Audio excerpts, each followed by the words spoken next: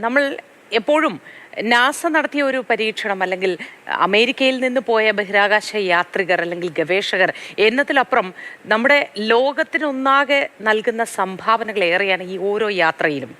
അത്തരത്തിൽ ഈ യാത്രയിലൂടെ ഇത്രനാൾ അവിടെ തങ്ങേണ്ടി വന്നു 9 മാസത്തോളം എങ്കിൽ കൂടി ഈ യാത്രയിലൂടെ നമുക്കുണ്ടാവുന്ന ഒരുപാട് മാറ്റങ്ങളുണ്ട്. യാത്രയിലൂടെ കിട്ടുന്ന വിവരങ്ങൾ, അറിവുകൾ നിരവധിയാണല്ലോ. അതേപ്പറ്റി ഒന്ന് പറയാമോ?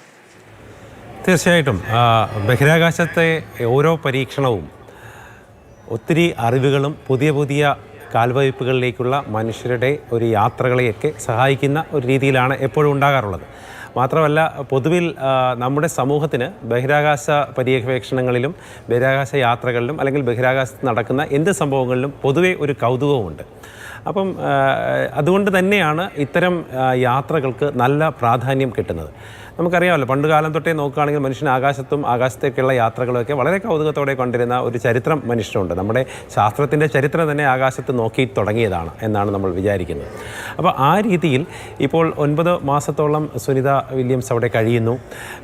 ഒരു ശാസ്ത്രകുതിയായ മനുഷ്യന് ഒത്തിരി കാര്യങ്ങൾ ആവേശം കൊള്ളാനും ഒത്തിരി കാര്യങ്ങൾ പഠിക്കാനും ഉള്ള ഒരു സംരംഭമായിട്ടും ഒരു സംഭവമായിട്ടും നമുക്കിത് കാണാവുന്നതാണ്.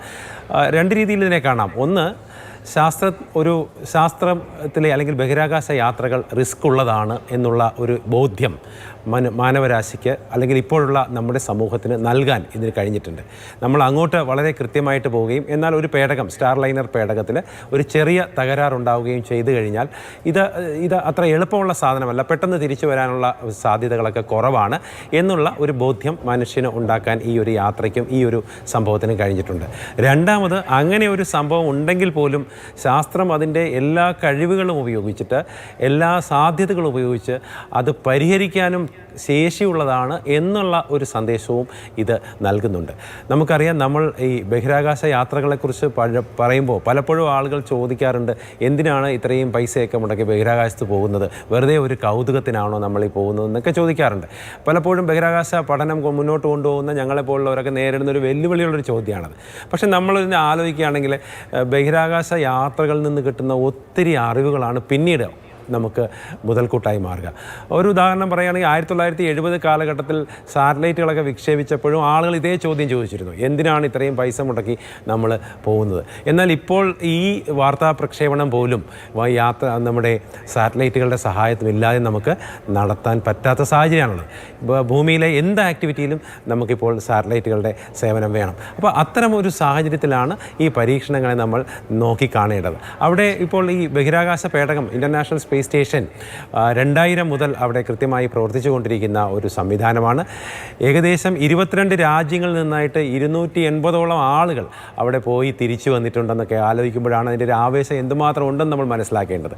അവിടെ പലതരത്തിലുള്ള പരീക്ഷണങ്ങൾ നമ്മൾ നടത്തുന്നുണ്ട്. നമുക്കറിയാം, സ്പേസ് സ്റ്റേഷൻ്റെ ഉൾവശം അല്ലെങ്കിൽ സ്പേസ് സ്റ്റേഷൻ സഞ്ചരിക്കുന്ന സ്ഥലം എന്നൊക്കെ പറഞ്ഞാൽ, അല്ലെങ്കിൽ അതിൻ്റെ ആ പ്രവേഗവും അതിൻ്റെ വേഗതയും ഒക്കെ കൊണ്ട് അതിനകത്ത് ഗ്രാവിറ്റി തീരെയില്ല.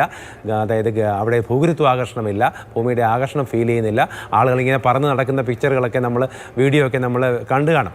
അപ്പോൾ അവിടെ എങ്ങനെയാണ് നമ്മളുടെ പരീക്ഷണങ്ങൾ പ്രവർത്തിക്കുക? ഭൂമിയിൽ നമുക്ക് അങ്ങനെ ഒരു പരീക്ഷണം ചെയ്ത് നോക്കാൻ അവസരമില്ല. ഭൂമിയിൽ എന്ത് പരീക്ഷണങ്ങളുടെ പുറത്തും ഭൂഗുരുത്വാകർഷണമുണ്ട്. എന്നാൽ സ്പേസ് സ്റ്റേഷനിൽ ചെന്നാൽ അതില്ല. അപ്പോൾ ഭൗതിക ശാസ്ത്രത്തിൽ ചില പരീക്ഷണങ്ങൾ, ഗ്രാവിറ്റി ഇല്ലെങ്കിൽ ചില പരീക്ഷണങ്ങൾ എങ്ങനെ പ്രവർത്തിക്കും എന്നുള്ള ഒരു കാര്യം നമുക്ക് സ്പേസ് സ്റ്റേഷനിൽ പോയി ചെയ്യാൻ കഴിയും.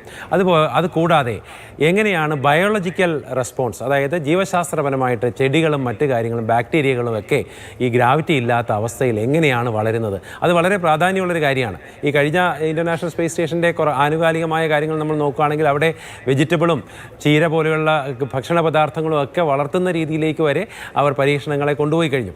നമുക്കറിയാം, നമ്മൾ ഇന്ത്യ ഉൾപ്പെടെ പല രാജ്യങ്ങളും മാർസിലേക്കും അല്ലെങ്കിൽ മറ്റ് ഗ്രഹങ്ങളിലേക്കും ഒക്കെ ഗോളാന്തര യാത്രകൾ പ്ലാൻ ചെയ്തുകൊണ്ടിരിക്കുന്ന ഒരു കാലത്തിൽ നമുക്ക് ഈ ആളുകളുടെ ഭക്ഷണം കരുതുക എന്നുള്ളത് വളരെ പ്രധാനമാണ്. ഇപ്പോൾ മാർസിലേക്ക് ഒരു ദൗത്യം. ഒരുപാട് നന്ദി ശ്രീ ഡോക്ടർ പ്രിൻസ് പ്രസാദ്, ഒപ്പം ചേർന്നതിന്, അറിവുകൾ പങ്കുവച്ചതിന്.